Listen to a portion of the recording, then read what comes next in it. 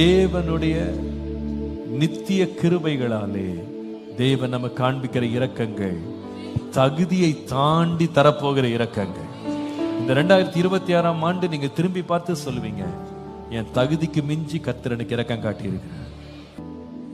ஒரு முறை அலெக்சாண்டர் என்கிற மன்னன் தன்னுடைய சேவகனோடு ஒரு ரோட்ல நடந்து போய் கொண்டிருந்தானா. அப்போ ஒரு ஏழை பிச்சைக்காரன் வந்து ஓட்ட அப்படி ஏத்தி, இவர் அலெக்சாண்டர்னு தெரியாம எனக்கு பிச்சை போடுங்க அப்படின்னு கையை நீட்டினானா. உடனே அலெக்சாண்டர் பாக்கெட்ல கையை விட்டு தங்க நாணயத்தை எடுத்து போட்டாராம்.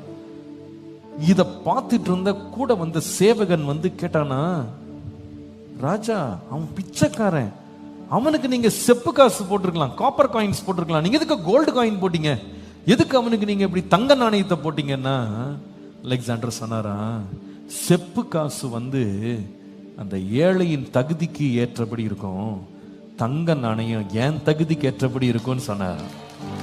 என் தகுதிக்கு ஏற்றபடி.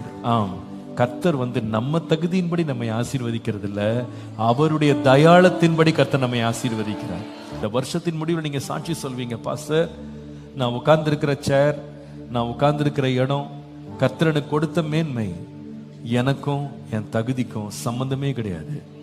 கர்த்தரனை அவ்வளவு தூரம் கொண்டு போயிருக்கிறார். ஹல்லேலூயா.